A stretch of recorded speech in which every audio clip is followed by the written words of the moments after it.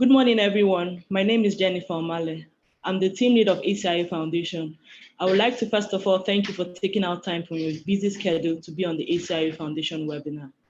On behalf of ACIOE Foundation, I would like to welcome you to our first webinar series focused on partnering for 2021, highlighting the importance of partnership to achieve Sustainable Development Goals, the SDG. ACIOE Foundation is a non-profit organization committed to improving the lives of the needy for a better tomorrow. Our team of experts focus on implementing social impact intervention programs across the 6 SDG goals, which include SDG 1, no poverty, 2, no hunger, 3, good health, 4, quality education, 6, clean water and sanitation, and 17, partnership for the goals. The SDG agenda aims to transform the world, eradicate poverty, and achieve SDG goals by 2030 worldwide, ensuring that there's no one left behind. To deliver on the promise of the prosperous and peaceful future, development actors will help to deliver these goals and all these projects, finding a new way to work together and leveraging genuine partnership to make the most expert technology and resourceful goals for every inclusive growth.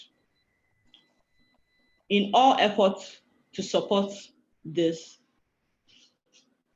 the realization of the 2020 agenda, ACIOE Foundation partnered with some FMCGs to ensure the direct distribution of hygiene products for frontline health workers in 36 states of the Federation and in FCT, alongside contactless wash hand stations in over 15 states during the COVID-19 pandemic. We have put together a set of distinguished panels of stakeholders who will be taking out time out of their busy schedule to join our discussion this morning.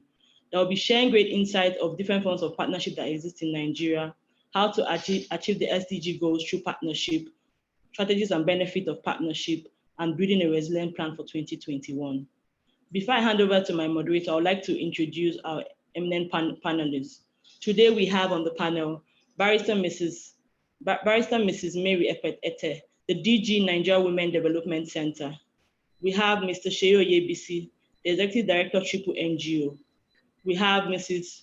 Tope Iluyemi, the Senior Director of Governance Relations of Africa, Procter & Gamble. We have Mr. Femi Taiwo, ED Leap Africa, and we have Mrs. Pearl Uzokwe, Director, Governance and Sustainability, Sahara Group Limited. Please feel free to drop your questions in the comment sections and it will surely be attended to. Once more, thank you for joining. Thank you. Thank you so very much, wonderful panelists and most esteemed attendees. Once again, I sincerely want to welcome us all to this webinar, which helps us to plan for 2021. The title is very apt and says preparing for 2021, the importance of partnership. So without wasting so much time, I would love to call upon our most esteemed keynote speaker in the person of the Director General of the Nigerian Women Development Center, in the person of Barrister Mrs. Mary Ekpere-Eta. First, I must sincerely appreciate you and congratulate you, Ma, for the work the Development Center is doing in terms of gender, especially the fight against rape and gender violence. We must sincerely congratulate you and commend your efforts in all you've been doing. But this morning, we would sincerely just want you to please speak to us in the next 10 minutes about the different types of partnerships that exist in the public sector and how the private sector could come into play in this type of partnerships you have to bring about better sustainable development in Nigeria. Over to you, Ma. Thank you very much. Thank you very much. Good morning, all. I'm glad to be here. I'm representing the DG National Center for Women Development, who is currently hosting the UN rep in our office. Be that as it may, We are glad to be here to talk about the Sustainable Development Goals and specifically partnership. And we are all aware that to measure the progress of the Sustainable Development Goal, which focuses on 5 pillars that shape it. The 5 pillars include people, planet, prosperity, peace, and partnership. So the SDGs cannot be actualized without each one of those pillars. They all hinge on each other. The 5 pillars that make up the framework of the SDGs are intertwined, and no one can be achieved without the other. Progress on one pillar must be balanced. That means everyone must be balanced. In trying to achieve the above and recognizing the fact that no man is an island and we all need each other, the public sector, especially in the government establishment, have gone into various types of partnerships to achieve mutual benefits. Partnerships are not always based on finance, but partners can provide technical expertise. Partnerships are always based on provision of professional expertise, where strength is greatest, most especially within the government sector. And now I want to talk about the various types of partnership that exist in the government, in the public sector. And in defining what a public sector is, I will specifically be referring to the government agencies, government establishment, both those ones that are operating public-private partnership and so on. So we have what we call the sectoral partnership. This is where different agencies that are working on the same team come together to achieve their common goals. I want to take an example from we work with, we are National Center for Women Development. So we look towards working with other women's groups like NGOs, like the Federal Ministry of Women Affairs, like any other group that works towards the support of women issues, such as the GIs, Procter and Gamble, because one of the key products they produce has to do with women's hygiene. We always work with them. So a key partnership strategy is sectoral partnership, which focuses mainly on the sector you are operating in. If it is women, if it is children, if it is education, you collaborate with the different educational institutions to ensure that quality education is achieved in Nigeria. If it's women, to ensure gender equality and gender-based violence is wiped out and so on. And in doing this, I want to specifically refer to a particular partnership that took place during the COVID-19 period. We are all aware that COVID-19 also had an invisible pandemic, which is gender-based violence, because during the lockdown, gender-based violence increased. Why? Because everybody was at home, tension was high, there was no money coming in, and so a lot of things happened during that period. And because of that, women now because of the high rate of gender-based violence, especially rape, battery, and so on, different groups came together, women's group, both NGOs, government institutions, to fight, to voice out their feelings and to demand government to do something. In doing that, the federal government and the 36 state governors took a step to put an end to this. And they came up declaring emergency on gender-based violence in Nigeria. That is a partnership that works, and is a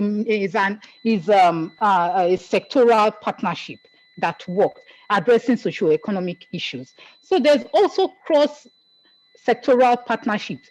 Like we at the National Center for Women Development, we are a women's organization, but we recognize that there are women's issues in education.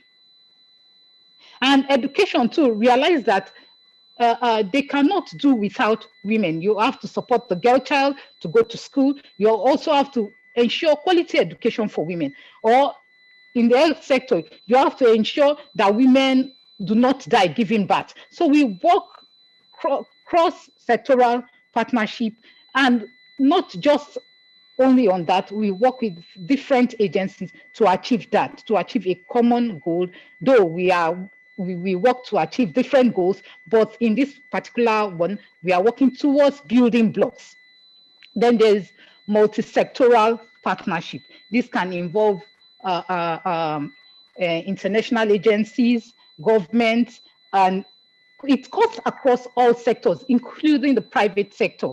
And COVID-19 proved, during the COVID-19, the multi-sectoral committee that was set up, that was headed by the Presidential Task Force on COVID-19, the SGF, had a good partnership with both the public and private sector, because different agencies were given their technical contribution to ensure that the scourge is altered and the disease is wiped out.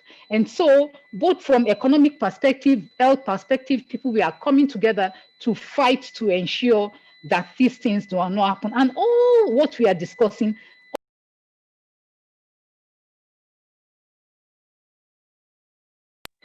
these partnerships, we commend the government, we commend the various UN agencies, donor partners, and so on. And also the private sector came in strongly to support the government in ensuring that COVID-19 is wiped out. How did they do this? They provided technical expertise.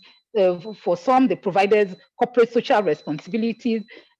For some, they provided health facilities, like the National Center for Women Development hosted and is still hosting a quarantine center, which is part of the joint partnership with the federal government to ensure that COVID-19 is brought to its minima. And in doing that, the National Center also partnered with, there's this particular partnership that comes up every year, which is on menstrual hygiene. And different stakeholders came together to ensure girls go to school by maintaining good hygiene standards, because in not ensuring good hygiene standards, make girls to lag behind in education. So we pursue that objective. And in celebrating the Menstrual Hygiene Day, we partnered with Procter and Gamble, and they gave us pads, Pampers, which we shared to indigent girls during the lockdown period, which was an excellent partnership. So partnership is very, very important. I've explained 3 types of partnership: cross-sectoral partnership, multi-sectoral partnership, and sectoral partnership. And talking about the private sector is key to government achieving, to Nigeria achieving the SDGs. And so the SDGs office itself in Nigeria, in recognition of this sector, of the importance of the private sector, set up private sector initiative towards the actualization of the SDGs, working with the government. So such kind of partnerships exist. And so all private sectors now come in and look at what the government have to see where they can key in into the various programs that are ongoing. And also private sector can come in through public-private partnership, which is key. I want to take an example like Gariki Hospital, which is a PPP and is running excellently well. And also the Abuja International Airport, which was built on concession and today is also working very well. So there's no way the government can do without the private sector. We are all working towards actualization of same goal. And if one fails, the other have failed. Thank you and God bless.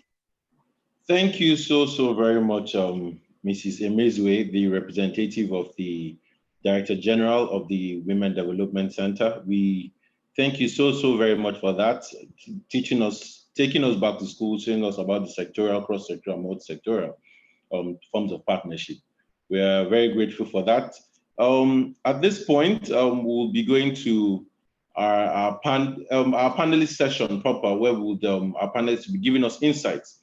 And this morning, I would be starting with Mrs. Pearl Uzokwe, who happens to be the Director for Governance and Sustainability in Sahara Group Limited. Firstly, I must say that we are well aware of the things you've been doing, most especially through the Sahara Talent Entrepreneurship Program, where you recently gave Nigerian students a platform to pursue their dreams, where you gave, especially at the Oshodi Junior High School. We are well aware about that, and we must say a very big thank you. But this morning, deviating from that, we need you to give us highlights of lessons. Firstly, how you were able to thrive in 2020 despite the pandemic as an organization. That's one. Then secondly, we now need you to also tell us highlights of lessons that you had learned, of how partnership would have played a very good role for us. So please, could you go ahead, Ma? Thank you very much. Good morning, Dory. I hope you can hear me clearly, and thank you so much for that introduction. Clear, Ma. Oh, fantastic. I think, honestly, I'm going to try and make this as practical as possible because I think there's so much to learn from other people, and I'm happy to have questions thrown in as I speak.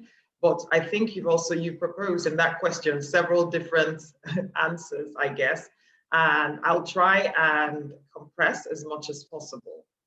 So where to even begin from? If you talk about lessons learned, Sahara Group, I think for us this year, the biggest lesson in surviving and coming through with COVID would have to be just agility and ambidextrosity. So just the ability to just assess what is going on very quickly, make changes, because that is one thing that we've had to do. We've seen disruption in every form possible. And we have an operation, I don't know if people realize, for Sahara Group is operating out of 18 countries across the world, 4 continents. We're in Asia, we're in Africa, we're in Europe, we're in the Middle East as well. And the headcount for the organization is over 4,000 people. So essentially, to ensure that we've kept going, and I can see other organizations here as well that would have had to deal with that, we've had to very frequently assess the situation on ground and make changes as we see fit. So just by way of background, we'll be approaching this from the private sector's perspective. And I'll start with just giving practical examples. If we talk about COVID-19, I think one of the best examples, and it comes from our favorite SDG, is just talking about partnering for the goals. And what do we mean by that? So if you look very quickly, what we had to do when the pandemic hit was to say, look, it's one thing to be able to achieve goals on our own and to do this, but we can see that this is a matter that affects a whole lot of us, and we're going to have to move very quickly. So we basically mobilized support on a group that we work with, which is called the Private Sector Advisory Group, and came together with them to basically say that this is what we're doing in this sector. What do you think you can do from your own perspective to ensure that we basically hit all 36 states across Nigeria?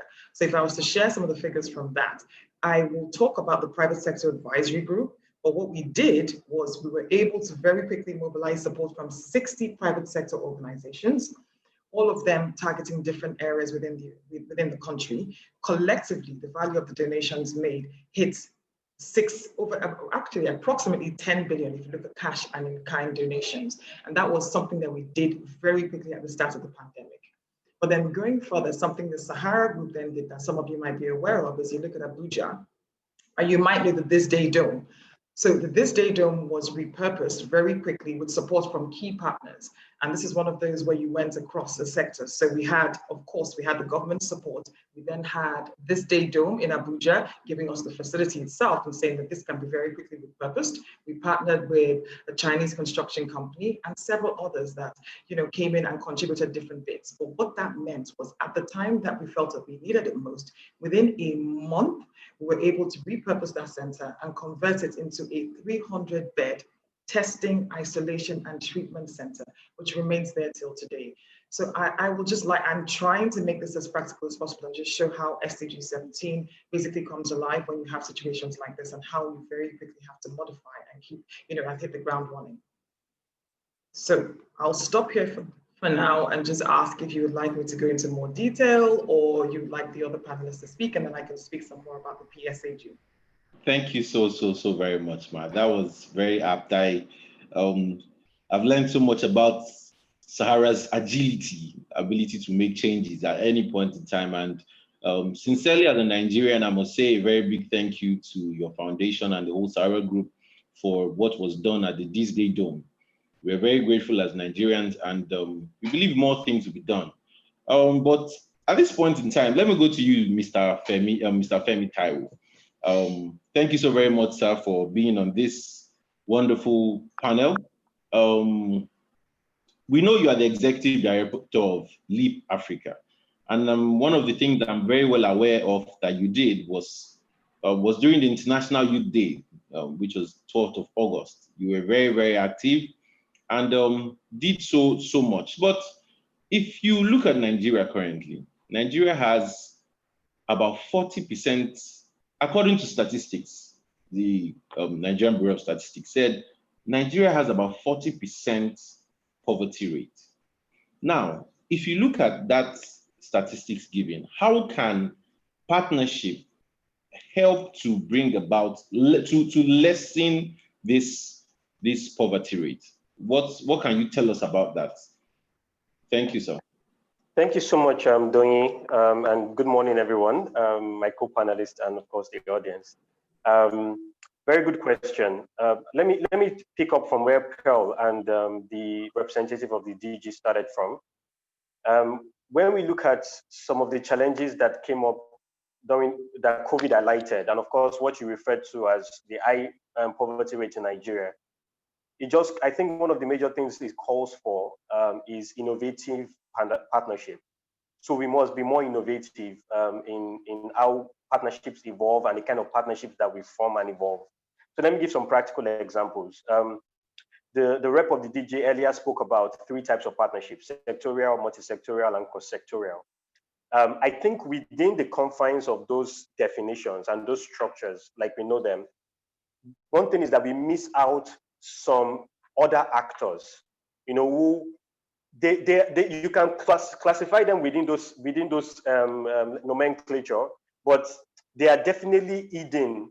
And many times in our nation, in our approach to drive developmental agenda, we do not recognize those actors or maximize the strength of those actors. So let me give an example.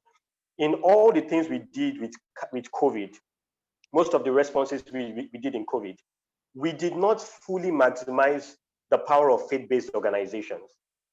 I know one of the questions you sent by email, which you're speaking to, is that how could we have, alleviated poverty even more during the COVID-19 pandemic?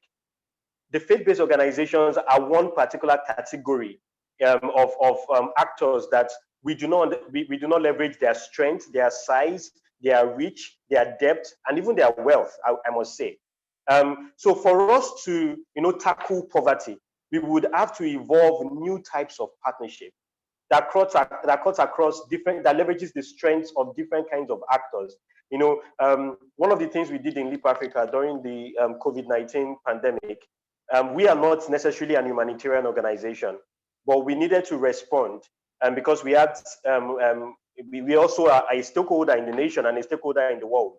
But one of the things we did was that we spoke to some of our partners who were willing to give resources, and we're looking for a vehicle by which they could give those resources. But they wanted to give it through young people, but most of the young people that normally they would reach out to probably are unregistered, unstructured. So we stood as an intermediary. We have a network of youth organizations, grassroots youth-led organizations, volunteer-based organizations, community-based organizations, who many times are under the radar of partnerships. And so we stood in the gap and stood as those who could hold them accountable and also assure the entire process. And that helped us to reach a lot of people at the base of the pyramid in different communities across Nigeria. So what I'm saying is that if we're going to tackle poverty head-on post-COVID, we have to look at different types of innovative partnerships. So beyond even the regular PPPs or tri-sector partnerships, we would have to evolve partnerships that would ultimately even that would evolve new social enterprises. So new kinds of organizations, new kind of community interest companies. I mean, one nation that I think has done very well in terms of innovative partnerships is the United Kingdom. So you see different kinds of new forms of organization forming, community interest companies, cooperatives being involved, social enterprises being involved that will tackle poverty sustainably, not just the ad hoc partnerships that we create to address the symptoms, but that will go to the root causes and solve the problems in the long term. Another thing I must say is that if we're going to tackle poverty, our partnership must have a long-term framing. Very long-term framing. I think we tend to be, kind of short-sighted and mid-term focused in Nigeria. We need to go for the long run, and we need partnerships that would, a decade, 20 years kind of partnership that leverage the different unique assets that everyone brings, the talents everyone brings, and the resources everyone can gather. Thank you, Doyin. Okay. Over to you. Very nice comment, Mr. Femi. Over to you, Mrs. Tope Iluyemi. We know you are the senior director for the senior director of global government relations for Africa at Procter & Gamble, some of us are aware of your targeted intervention towards the frontline health workers during the COVID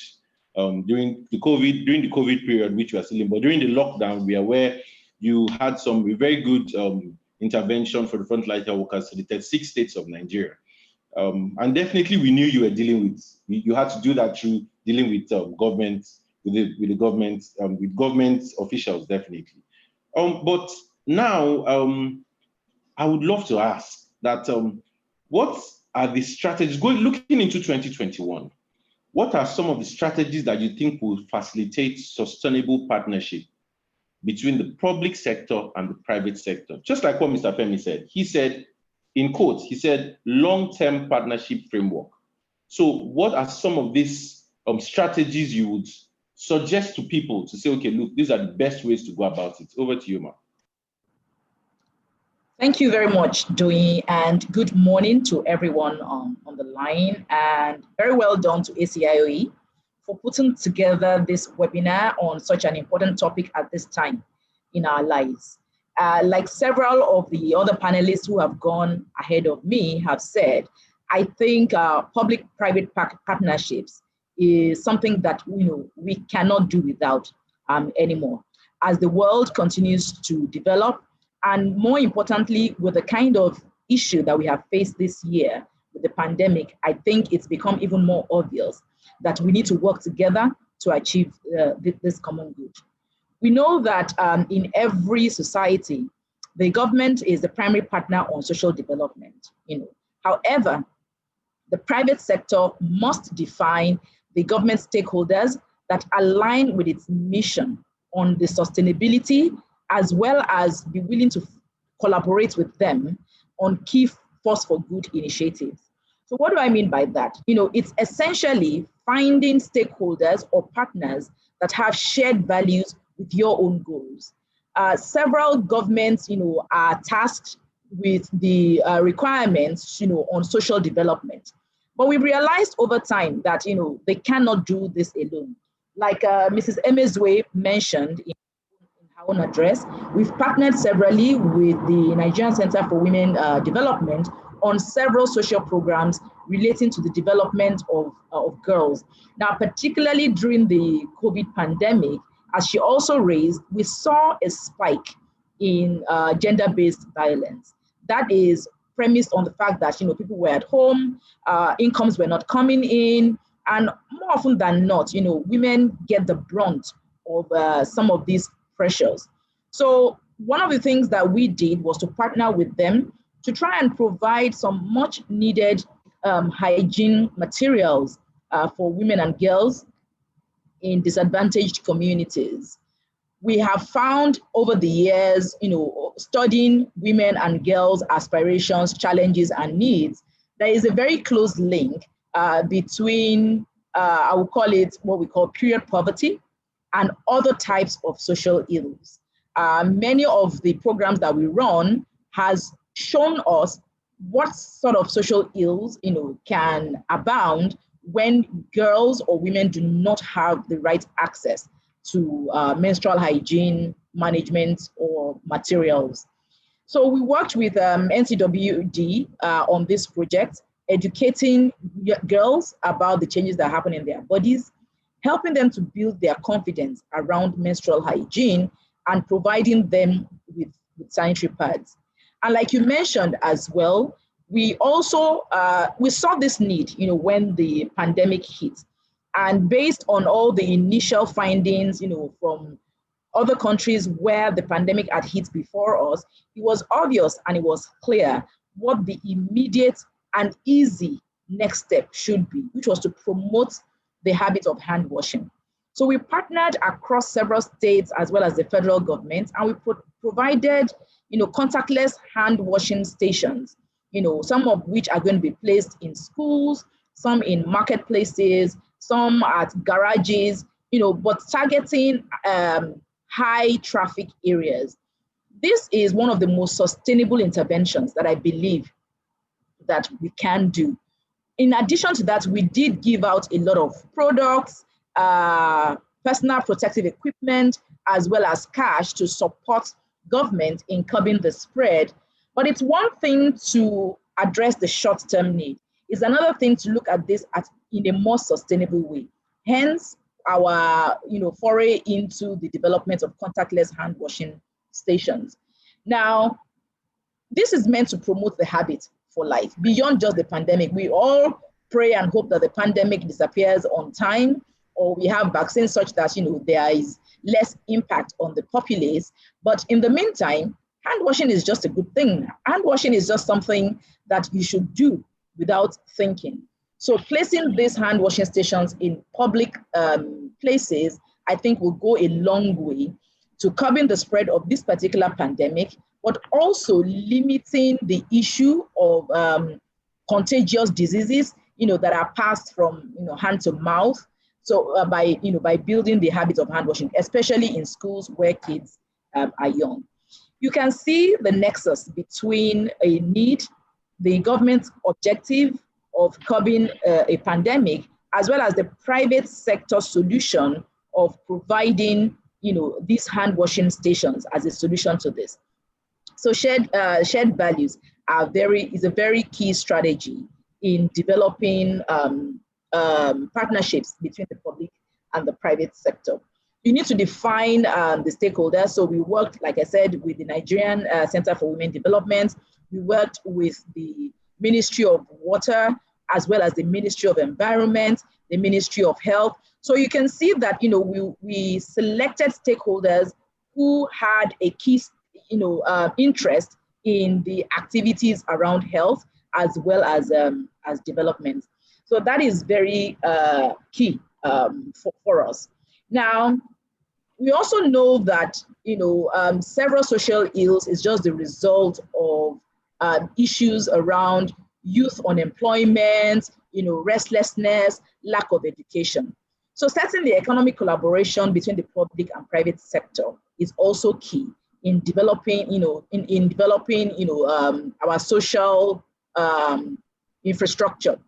So we also believe that government must think beyond the immediate issues and ensure that there is enough support for businesses, and this needs to be delivered in a way that ensures it serves both public interest as well as that of the business community. It must also be geared towards sustainable economic recovery and avoid becoming distortions, within the market. Like the COVID pandemic has shown us, the initial reaction of most countries, when we realized what was needed in the area of PPE and medicines was to clamp down.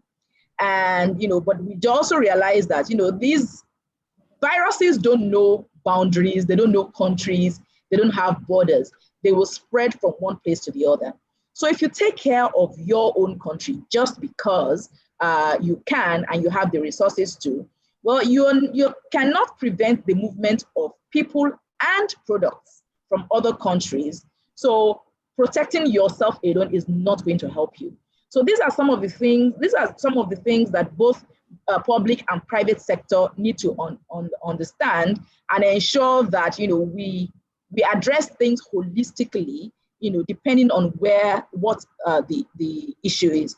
So you can get inputs from the private sector. So this was the kind of song we were singing that, look, this needs a global approach. This is not a nationalistic issue. There's no point to ban this and ban that or stop this and stop that. While at the same time, I know that, you will look at protecting your citizens first, but in cases of pandemic, it goes beyond that. So we need to consider some of these. Now, secondly, private sector itself must, try to understand the government's top priorities in defining a strategy for shared values. The proposal from the private sectors must support the work of the government. So you need to understand, what is government's priorities? What are their challenges? Oftentimes we as private sectors, we have our focus areas and, we want to come and pitch something to the government to say, oh, I think, this would be a nice thing to do. But have you taken the time to check that proposal is relevant to the government in that community? Does it really serve their purpose? How can you adapt your idea to ensure that it does serve the objective of the government as well as the community in which you operate? So we have also engaged in this. As you know, we've been in the country for over 27 years. We've partnered with government both economically as well as socially because we believe that economic empowerment will eliminate several of the social ills, helping us to improve on our SDG targets. So a lot of the work we do is targeted at both. Even the work we do in the social space creates jobs. So we have engaged nurses and doctors and agencies, which ordinarily would not have been employed in these specific roles if not for the social programs that we and other private sector leaders have. But in terms of also ensuring that we meet the need in partnering with government, another example is our partnership with PEBEC, where we seconded a supply chain expert to them for over 2 years to help sort out the issues around ease of doing business. Many of these results are seen in the improvements of Nigeria's rankings on the ease of doing business rankings. Finally, we have also partnered with the Federal Ministry of Trade and Investment, as well as Bank of Industry to train SMEs. Again, economic empowerment will lead to social development. So we believe also in ensuring that businesses and people are equipped with the knowledge that they need to build a sustainable, economic base, as well as, translate into social development over the long term. So our SME Academy is focused on educating SMEs about soft business skills that will help them to improve their businesses and become more competitive in the market. Now, lastly, I also believe, there must be a shift in the roles, in the mindset of the roles between the public and the private sector. If there's nothing that the pandemic has shown us, it has shown us that, no one party can do it alone. The government must stop looking at private sector alone as the solution or as a cash cow. And the private sector must stop looking at the government as, the sole provider of all types of infrastructure, both economic as well as social. It needs to be a partnership between the two in order for us to both achieve our goals. There are several benefits that I can go into in terms of why this is important for us.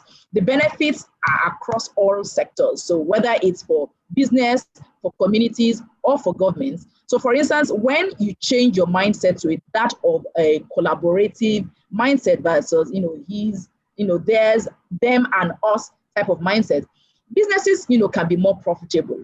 Communities have more jobs as well as incomes. And governments, for instance, can get increased revenues from things like tax, from improved businesses or improved profitability. So it's a chain that works seamlessly across all levels. So I would stop here, having shared some of these strategies and lots of examples. We have lots of examples of programs that we have run. We almost always run our programs in partnership with government, helping them also advance, helping the country advance on its SDG goals. So I would just stop there now. Those are some of the key strategies that we have implemented. Thank you. Very wonderful comment. Very wonderful comments, Mrs. Ibu.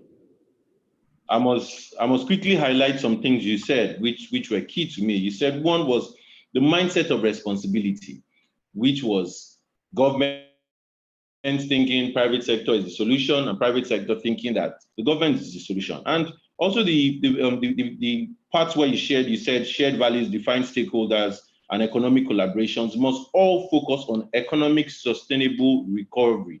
Nigeria currently is in a recession, so everything we are doing has to focus on economic sustainable recovery. But without wasting time, let me turn to Mr. Seyi Oyebisi. I know you're there, Mr. Seyi Oyebisi. Thank you so very much for coming to this wonderful session.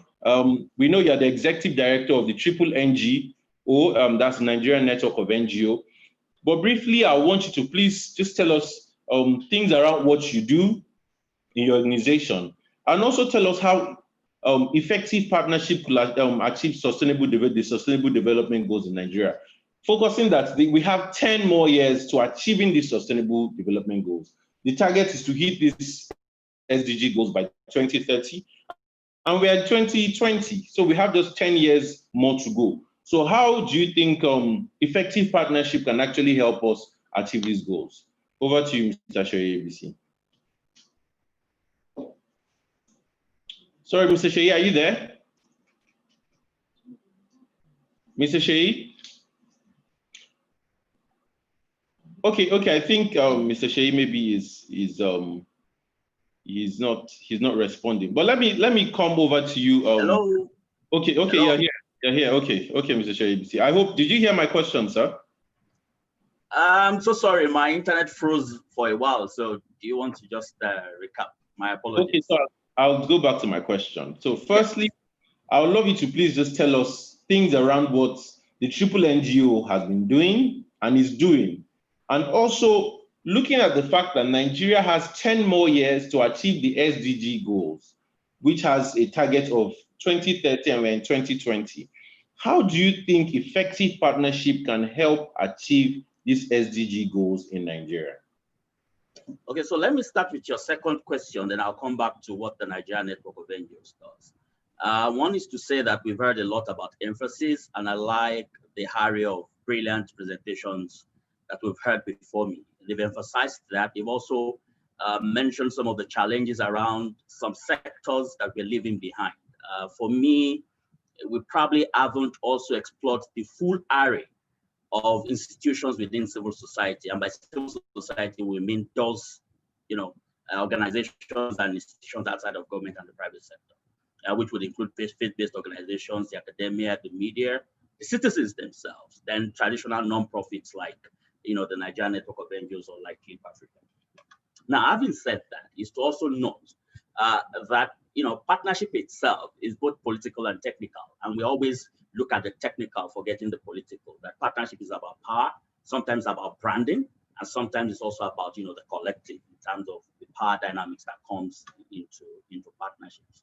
Now, having said that, the lesson we're learning from COVID is that while we've always looked at the private sector, I like the last speaker saying that, yeah, you look at the private sector, government looks at the private sector as the solution bearer. Government looks at the private sector as the solution bearer. But often within that mix, you forget civil society, those that are closer to the people, that have got some experience or representatives of the issues, that affects the common man. And most times we have decided to put them in a pack of noisemakers, whereas we could use that noise to process programming and to process, product development and all of those things. I think that's much we need to do very well. Now that we've established that we all need multi-sectoral approach to the attainment of the SDGs itself, there's a need for us to now start focusing on that. And there are two models that we're seeing that has provided some, important lessons for us to learn. One is the Gavi model, which will be the Vaccine Alliance and all of that, and also the Open Government Partnership model, which is, ongoing now. It has some good lessons that we can learn for that multi-stakeholder partnership that needs to happen for the attainment of the SDGs. Quick lessons that I'm also saying is that any stakeholder process must follow a standard framework. which is how do we govern ourselves, how do we engage, how do we consult, how do we report back, and how do we open up, ourselves up to report back. So when you look at the partnerships that has happened with COVID as an example, while civil society might, be included, the full area of civil society wasn't included. And now you've seen calls for accountability. You've also seen calls for more engagement on the part of citizens and also civil society. So for us, there has to be that balance, and we have to strike that balance systematically and strategically, thinking through what are the critical assets that we all bring to the table. What asset does the private sector bring to the table? What asset is government bringing to the table? What asset is civil society within the spectrum of the diversity that it has? What are we bringing to the table? What is the faith-based organization? What asset are they bringing in? Will be mass mobilization. Traditional nonprofits will be how to articulate the issues and using that to frame policy action and policy implementation. We need to look at this broad spectrum of assets and bring all of them into that one room, where we then look at the technicalities and also the powers around that. We must also understand that for whatever partnership we're looking at, it has 4 key sectors or key stakeholders that has to be there. And COVID has shown us that is how best to go. There has to be government, there has to be private sector, there has to be philanthropy, which we've seen with COVID, and now there has to be civil society. And with civil society, it has to cover all of this broad array of the diversity that civil society brings into the mix. I'll keep quiet for now and for the questions. Okay, now to quickly speak as to what the Nigerian Network of NGOs does, where we're a membership-based organization. We've been in existence for 28 years, and I'm so proud that we're part of the civil society organizations that worked on the SDGs, and that's why this is very much particular for us. From the days of the MDGs up until 2012, when conversations started on developing the SDGs, we were moving all over the world, consulting nationally and internationally, and also leading high-level conversations with governments all over the world on how best to ensure that what we have today as the SDGs is adopted by over 200 governments of the world. So that's what we do. One strand of our work is attainment of the SDGs through campaigns and advocacy. The second strand is the building of capacity of nonprofits that are within our membership and outside. The third strand is our work around ensuring that there's an enabling environment for the operations of nonprofits across the country. Over to you. Wonderful, so wonderful, Mr. Seyi Oyebisi. I must actually highlight one thing you said that caught me. You spoke about civil society involvement, which is very key to what we're speaking about. But over to you, Mrs. Pearl Uzokwe. I must, and I want you to please give us insights, examples, just like how you spoke to us initially. Now, planning for 2021, what would you advise organizations, or what's the advice you give to different stakeholders on how to plan for 2021, looking at what your organization went through and how you were able to scale through those hurdles in 2020? Thank you, Dory. And again, thank you for permitting me to be practical. And I will pick on a couple of things that the previous speakers have said. Mrs. Tope talking about, just not just looking to one person to solve all the problems. I was looking to Mr. Femi Taiwo talking about how we want to have long-term relationships and partnerships. And basically just saying that whatever intervention that you want to carry out, you want to ensure that it is sustainable. I think that if you would permit me, I would like to share my screen to speak about an initiative that Sahara has helped set up alongside a couple of other private sector organizations that I think helps. Well, in response to your question about what you must do for 2021, I think it is imperative that you sit down, and I know Mrs. Tope has talked about this, and that is looking at very clearly highlighting what you want to focus on. So if you look at the SDGs, for example, I think nothing frustrates me more than seeing somebody trying to achieve all 17, because we all know that these are very ambitious goals. It cuts across a wide range of sectors. If you're looking as an organization to have impact that is measurable, that's going to be tangible, you will be almost setting yourself up for failure to just have a broad-based approach to it. So if I use Sahara as an example, what we did in the last year was to say, okay, we've done all these things in the past. And as I've said, we always look and assess and try to be dynamic and say, how can we make ourselves better?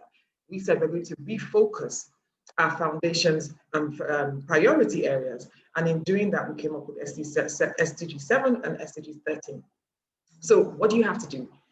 Mrs. Tope mentioned it. Go back and look at what the government is doing, because the truth is, as private sector, sometimes there's a tendency to be presumptuous. And it's not just presumptuous in terms of what it is you're trying to achieve. The intention is there, but you need to ensure that you're not working literally in silos. You're not in a sense, almost becoming disruptive to what the government has planned. And then obviously, and more importantly, ensuring that there's alignment with the community that you're planning to carry out these interventions on. Because it sounds basic, but I tell you, there's so many initiatives that with good intention will be failures on arrival, because you just haven't ensured that there's alignment all the way through. So start with the government, ensure that you're in alignment with it. Look for other people within your sector, intersectoral, intrasectoral, and then ensuring that there's buy-in and alignment with the community that you plan to carry out these interventions on. So if you will permit me, I'm just going to share my screen and speak about the private sector advisory group that we have helped set up. Please do. Sorry, can you hear me? Thank you. Please do.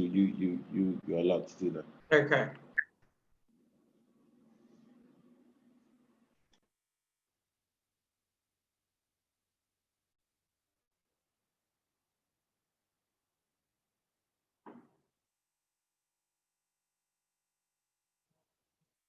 Great. Please confirm you can see it. Great.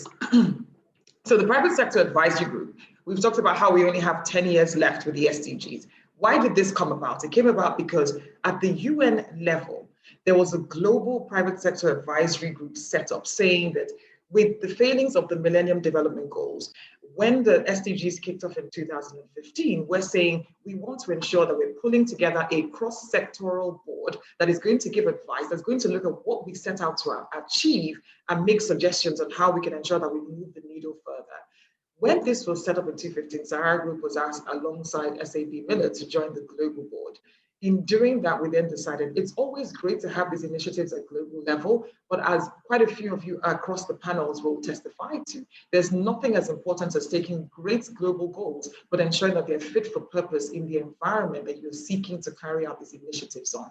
It is fundamentally different. I can pick a Procter & Gamble. I'm sure that when they carry out initiatives in southern Nigeria, the approach, the language that they use will be quite different to teaching about, say, menstrual hygiene up north. So with that in mind, we basically said we're going to bring this down to Nigeria because we know that we have private sector companies, we know we have the public sector, we know we have civil society and government who can help us contextualize and set about achieving these SDGs. So we came down, and I'm happy to say that since 2015, when it was set up here, we now have 60 private sector organizations here in Nigeria. The reason I'm saying this is that I want us to just go away from this session today with practical examples of how we can start to move the needle. So as by way of background, that's how it started. And you see, one thing that's critical in achieving partnerships and achieving success with partnerships is having clarity on what it is you seek to achieve. So there's no point in coming together with people if you don't know what you want to achieve. The beauty of the SDGs is we know these goals have been set out. But for the PSAG, we're saying we want to be able to collaborate now. We all know that we're in this. We all know we have intentions to do this. But how can we come together for scale? How can we come together for efficiency? How can we come together to avoid duplication? Because that is also something that you see very much in this area of social impact. And then ensure that we become the go-to resource for private sector SDG engagement. Now, you're basically trying to approach this from different means. And I think that some of the panelists have mentioned this, but in providing an enabling environment, let's take, for example, somebody who's working on SDG 7 and looking at ensuring that you have access to energy. So you might be working on the renewable energy space.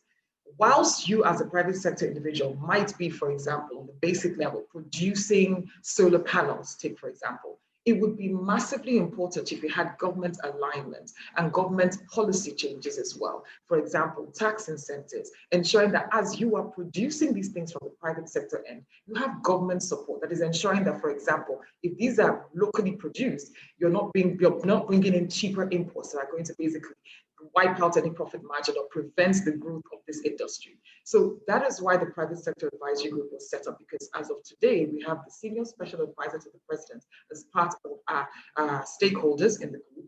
We have 60 private sector, we have civil society, the speaker before me mentioned this, we have Growing Business Foundation, for example, on our board, we have LBS on our board, and we have very key private sector individuals all participating.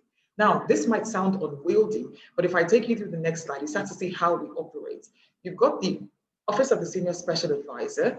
We then have board level, so key individuals who are saying, strategically, let's get together. Let's have public sector, let's have private sector, let's have civil society and government, just work out what it is we want to achieve.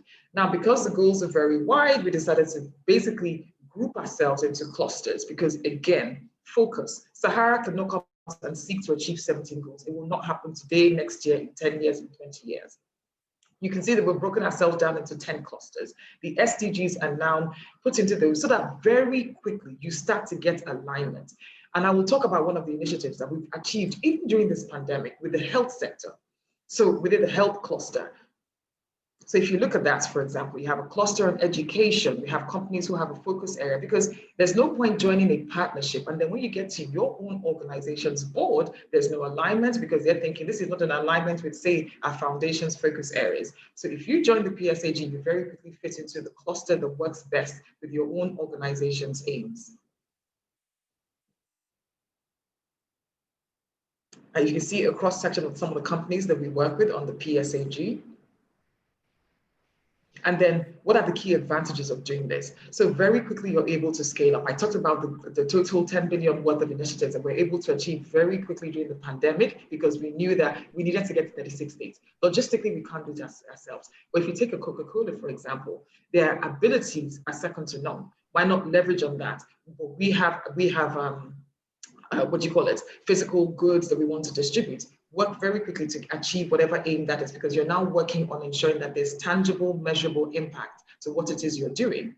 So the PSAG helps you, and a partnership like that helps with scaling up. It improves our ranking on the SDGs. So this is now talking about looking for aims that are going to be holistic, impact that is going to be holistic beyond just the physical, promoting cross-sectoral partnerships and standardizing mechanisms. So one of the other things that we're doing, and which is ensuring that there's sustainability in the initiatives, is saying, beyond just carrying out these initiatives, like yes, they're going to be sustainable, but how can we pull other people in this sector together? How can we ensure that we start to, for example, collectively assist the Office of the Senior Special Advisor in high reporting at UN level? So we're creating a tool that's going to help in capturing, with a form that's going to be uniform, various SDG initiatives. It will help with accountability, it will help with transparency. So if you imagine you have 60 companies on board already that will be passing this on to others that they work with or that they partner with, you very quickly start to begin to move the needle and avoid duplicity, avoid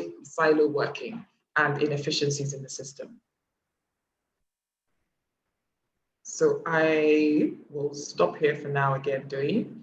But I just wanted to be able to give a practical example of how partnerships can start to work for 2021, because we see that we're hit with a triple whammy here in Nigeria. There's really limited time to be doing things individually. And once you've clearly set out where you need to go to and where your gaps are, sitting down here, I know that you mentioned one of our funds. So we recently set up our first Sahara's Social Impact Fund. And I'm happy to say that one of our partners is actually on this panel with me, Mr. Femi Taiwo from Leap Africa. If I take, for example, Sahara Group, we decided we wanted to set up a fund that was going to be attracting social innovators in the access to energy space, social innovators in the sustainable environment space. We knew, for example, that we don't have the setup to be able to run the curricula to the level that LEAP has done this successfully for the past 10 years. So very quickly, we sat there with them, working on the curricula to implement it on the practical side where we have our own strengths, working with their own strengths, partnered with people like the Ford Foundation, partnered with people like Impact Investors Foundation for scalability. So immediately you get a fund that we are going to be giving seed funding to. We have the technical support from Leap Africa. We have governance support and reach from Ford, and we also have financial scaling up from impact investors. Like Ms. Tuckman mentioned, there's so many examples, but these are just examples that I hope that will encourage other people to just start thinking very clearly about mapping out what your goal is for next year and how you can go about achieving it. Wonderful, wonderful comments, Mrs. Uzokwe. And I must also really say the presentation slides you shared were very, very insightful. But let me turn to our keynote speaker, Barrister Mrs. Mary Ekpere-Eta. In the chat box, you actually you wrote something about a convenient or an appropriate policy environment. So now I want to throw it to you, Ma, as a government representative on this panel. Can you give us some of the proposed or policies that are ongoing or in line that would promote the achievement of the SDGs in Nigeria to meet that target of 2030?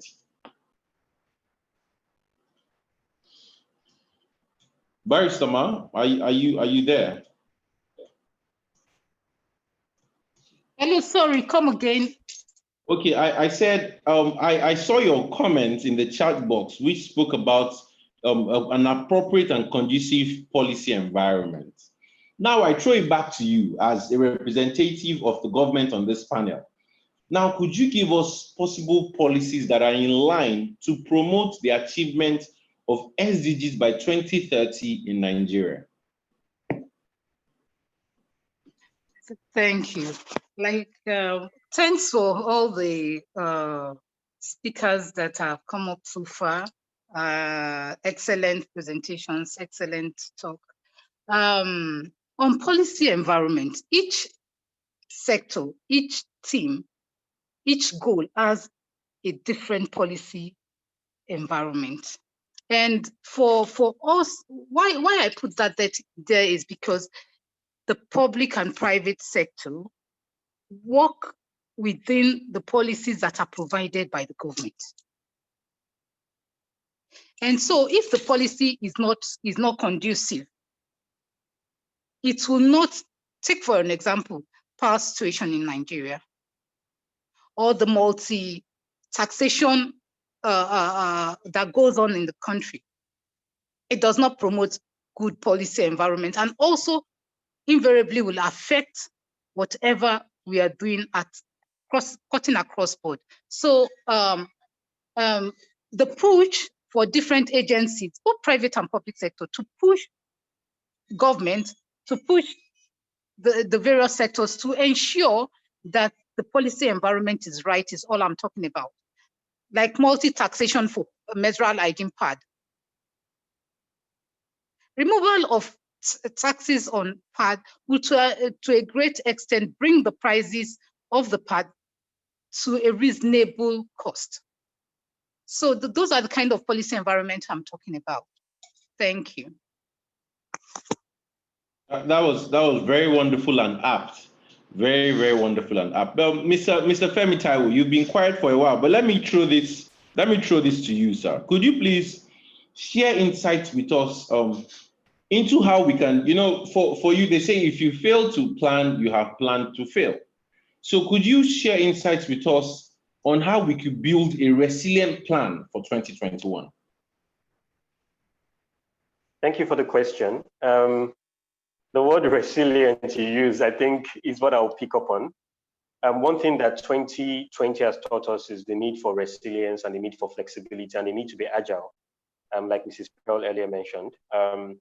So typically, let me just take a step back. As the pandemic hit and the reality set in Nigeria, one of the things we had to do as a non-profit organization in, I think, April, was we had to take a step back and instead of having just one plan, we had a plan A, plan B, plan C. So we had a base case scenario, a worst case scenario, and a best case scenario for our programmatic plans, and by default, our financial plan. So it's something we carried into the new year. We decided, as we've completed our plans for the year, we've completed our budgets for the year, We typically run our planning cycle from the beginning of Q4 and present to the board and get all the necessary approvals. So I think as we're entering the new year, we need to go with that renewed sense of resilience and flexibility as organizations, whether in the private sector, in the public sector, and in third sector. I think another thing that this year taught us was that this year, more than ever before, a lot of partnerships, newer partnerships were formed on the go to tackle the pandemic. You know, when you're in a crisis situation, an emergency situation, you know, there's that sense of teamwork and synergy. Someone's mic on. Okay.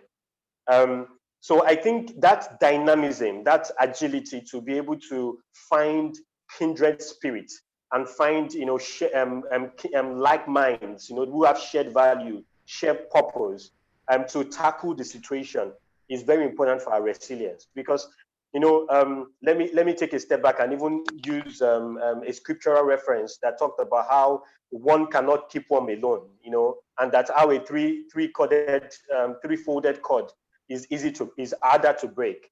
As we're entering the new year, resilience, you might not find resilience alone as an individual organization. That's the beauty of partnership. So you might be able to weather the storm more because you can cleave your hands and seam your hands with other partners and then become more sturdy and even be able to weather the storm even more. So as you're entering the new year, a key part of your strategic imperative is partnership. More than ever before, we need to all go back to the drawing board and say, you know, I mean, Mrs. Pearl talked about a new partnership that has been formed recently between Leap Africa, Sahara, Ford Foundation, and Impact Investors Foundation. So a key point is for resilience in the new year is have multiple plans, have a plan A, plan B, plan C, because coronavirus, COVID-19, I mean, we are optimistic that it's already getting phased out, but we're seeing a second wave. So that resilience is in the dynamic, the agility of your plan. Resilience also lies in the partnership.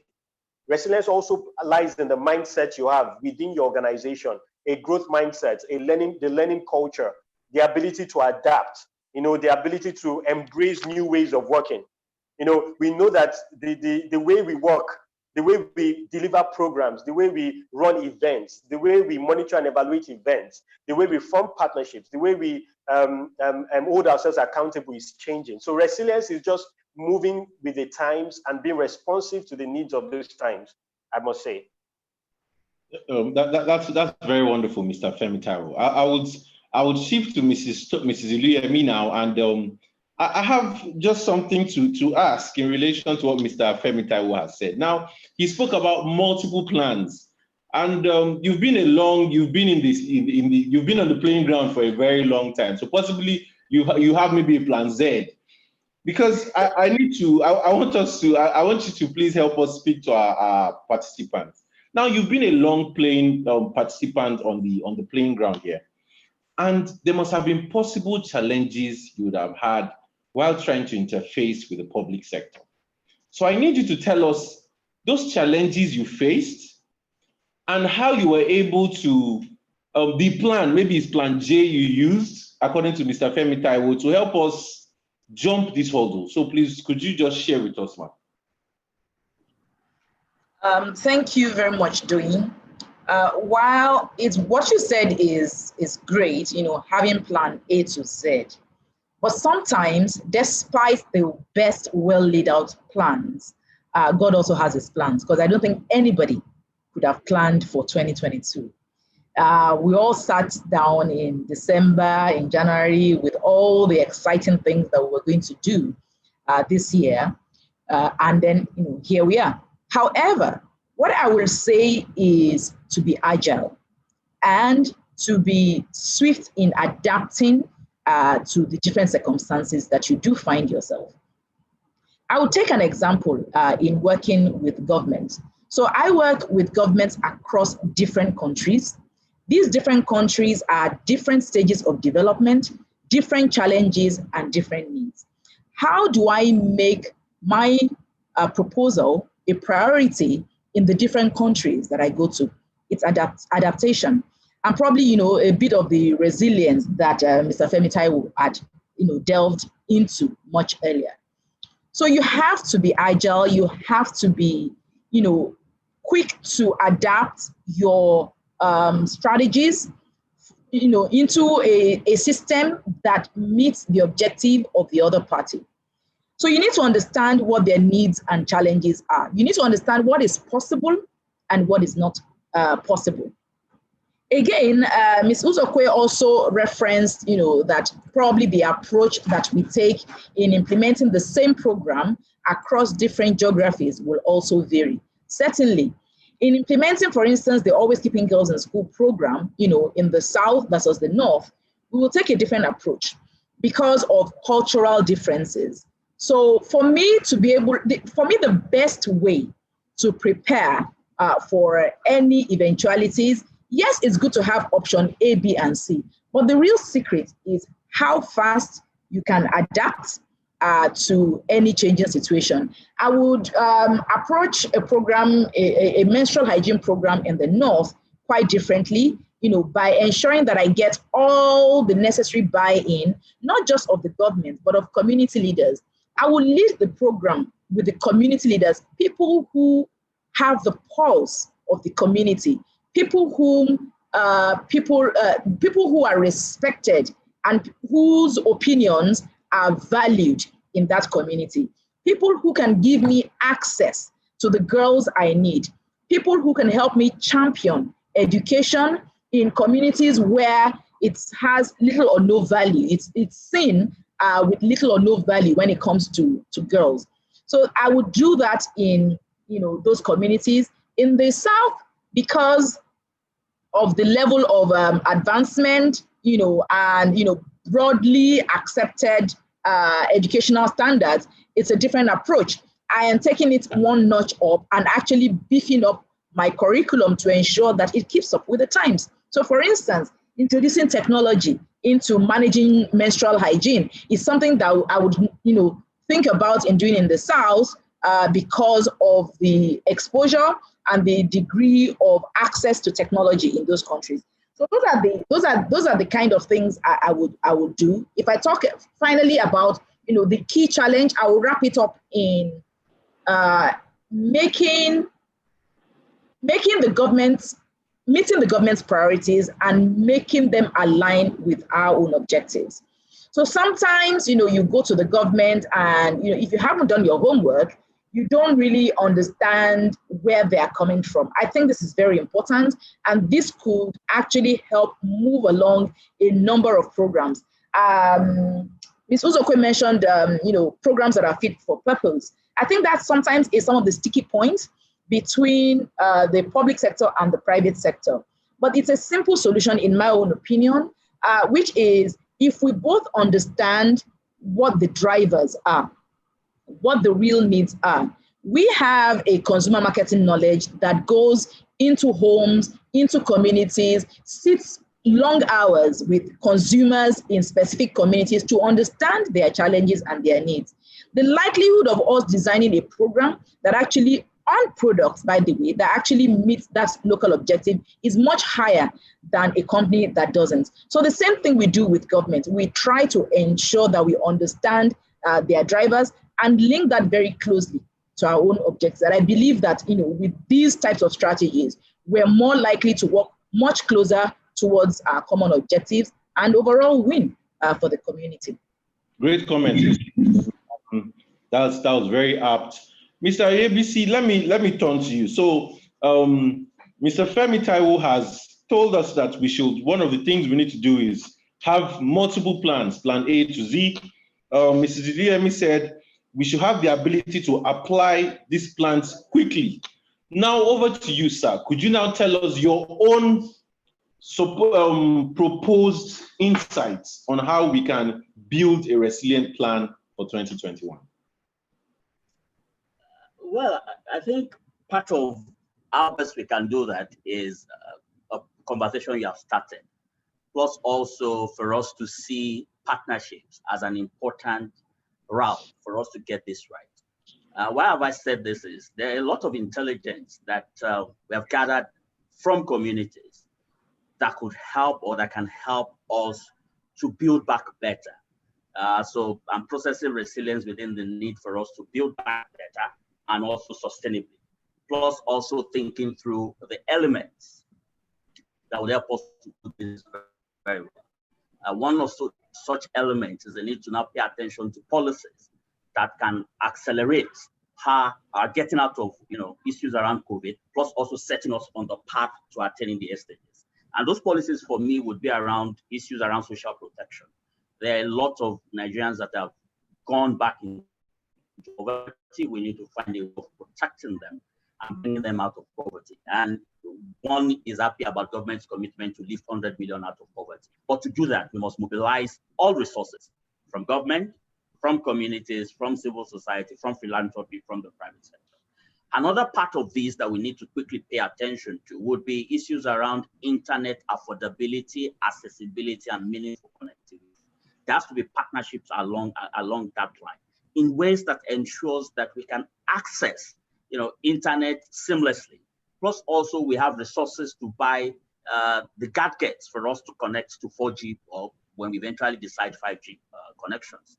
Now, in also building back better, the private sector itself must pay attention, and we've all been affected by COVID, so we must all say. And that's why this multi-stakeholder approach is important, because how it has affected all sectors, while it has affected us all differently, we must all sit down at the table and look at how best can we all address this together so that we can use that experience and that to prepare for the next pandemic. Of course, we can't wish pandemics away. We do know that every 10 years or so, according to historians, there would always be one pandemic or the other. But how do we use all of the information that we have now to prepare for the next pandemic? And when we have the next pandemic, we are able to use the lessons now to build another level of resilience that will take us out of that pandemic. So we've highlighted that partnership is important, but partnership for what? So there has to be a clear goal as to how we partner. We must also understand that partnership has some level of maturity. Individuals drive partnership.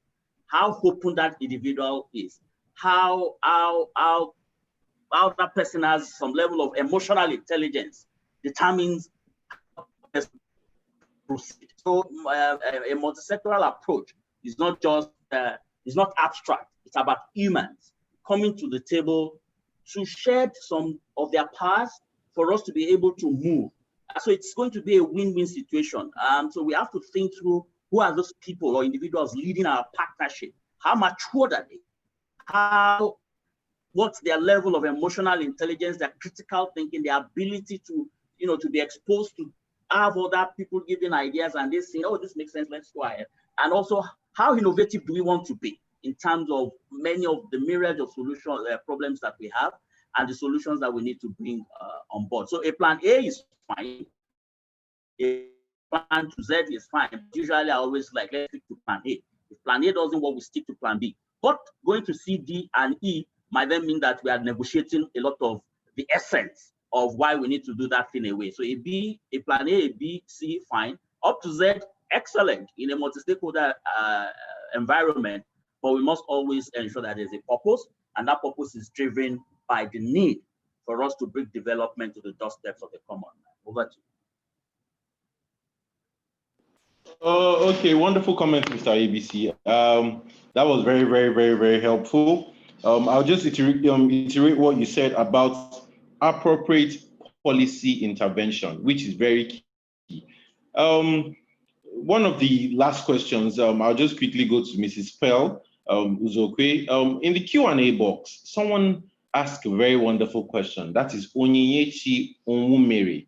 She says, what are the ingredients for creating public-private partnership? I would be very glad if you could please touch on that. The ingredients of public-private partnership. I like that. Okay, so I think so far we've spoken a lot about what the advantages are, why should you come together, what are the ingredients for it, last week has spoken about it. But I think if I could approach that question by saying, what do you not want? That might potentially help you out. So I'll say, what are the impediments to actually having successful partnerships? And I think we've all touched on it first of all. there is absolutely no point in going into a partnership if you don't have any alignment.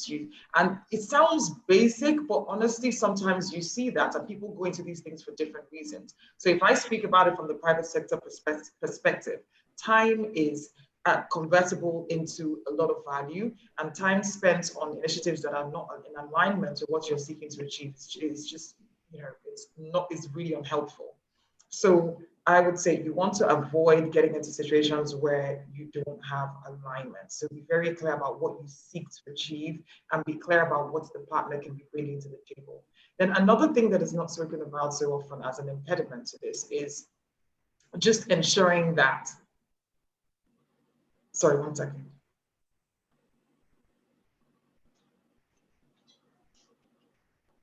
So once you have the alignment, you've got to ensure that you don't come together with individuals who are, or organizations that are self-interested.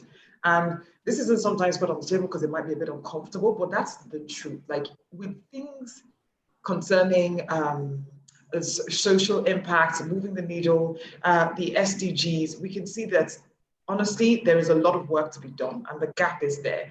So unfortunately, if you're in a partnership with, whether it's public or the private, and you have individuals who are purely in it for their own self-interest, for their own individuality, it does happen more than you think it will. That is a major impediment to actually achieving your goals, because suddenly you'll find that, for example, decisions that should be taken in a month will just be dragged, and you see that what they're saying, what they're doing is not necessarily matching what they're saying. And then you have to have trust between the parties. I was speaking about a partnership that we have with the Leap Africa, for example. You see, trust is something that is earned. It's earned over time. It's earned because you have been able to deliver. People can see your track record. If you mention the Leap Africa to anybody as a partner who's working on implementation, it's not because they're trying to please you. They're happy that you have that as a partner because they have earned their credibility over the course of years. So that is very, very important to partnership. And clarity in terms of what it is the partnership seeks to achieve. So if you know that this is what I think you need to be very clear, articulate it, because so much time is actually spent, if I take our social impact fund, just sitting down with the partners that we chose to say, this is where I see my gap, and this is where I see you fitting in. And we did work on it. There was a pushback, additions, subtractions to the mix until you got to the point where there was absolute clarity. And when I also see situations where, because in this game, as long as you've been in it for a while, you will have successes and you will have failures. And please be willing to learn from your failures. So failures are where there's a mismatch. Failures are where the intention just isn't there. Like I've talked about, what they're doing is not matching up with what they're saying. Failure where there's no trust, the lack of trust, there's lack of continuity. These are all issues. And then another thing that can be difficult in multi-sectoral partnerships is where you have unequal yokes. And by this, this is when you now go spiritual. Like, what do you mean? You will have partners who come in with different strengths and with different weaknesses. But you see, depending on how you communicate and depending on how you clearly set out what each person is supposed to be bringing to the table, you can surmount that as an impediment, or it can literally fall flat. So you're going to get partners who very clearly cannot contribute, for example, financially to a partnership, but they will be able to contribute significantly technically. They will be able to contribute, whether it's to policy, on the policy side of things. So I think it's important that you just work out who you need in this partnership and not look at it as everybody having to contribute in the same manner and the form that you may be contributing, to ensure that you all end up with clarity as to what is supposed to be achieved. And at the end of the day, everybody is respectful of what the other is bringing to the table. So I would say those are my ingredients for successful partnerships. That was very wonderful, Mrs. Pearl Uzokwe. I'm very grateful to all our panelists. But before I hand over to the managing partner of the ACIOE Foundation, I'll quickly read a comment I saw on the chat box, which caught me by Abimbola. And the person says, government and private sector need to see CSOs as not just a long-arm partner, but an integral partner. It says, to develop Nigeria, it is important that local knowledge be brought into play. That was very apt for me and very catching. The government and private sectors need not see CSOs as a long-arm partner, but an integral partner. Once again, thank you so very much for your attendance, and I would love to hand over now to Mr. Ekpere-Eta. Good morning, everyone. Just want to, first of all, thank all our wonderful panelists for all their comments. Mrs. Pearl Uzokwe from the Sahara Group, and Mrs. Tope Iluyemi from Procter & Gamble, Mr. Seyi Oyebisi from NNNGO, Mr. Femi Taiwo from Leap Africa, and of course, the representative of Barrister, Mrs. Ekpere-Eta. I think the comments have been made, and what we try to do, first of all, I'm a trustee of the foundation. I don't run the foundation, I'm just a trustee of the foundation. And it's obviously reflecting over 2020, it's been an interesting year. And when we were thinking about this, we're reflecting on the fact that it's been an interesting year, but there are a lot of shared lessons that organizations could learn. And so you look at the shared lessons from 2020, we try to see how we can incorporate those plans in 2021 and then actually implement those plans. So I think our panelists have done a great job of sharing their insights, their wealth of wisdom around how firms can prepare moving into 2021. Our prayer is that we would all have a successful COVID-free 2021, a resilient one for that matter. And we will try and do what Mr. Femi Taiwo would say, have our plan A, B, C, D, all the way to Z. But as Ms. Tope said, it is God's plan that will prevail in the end. So we would once again want to thank all our panelists, thank also the Sahara Group. They're one of the people that set up an isolation center here in Abuja.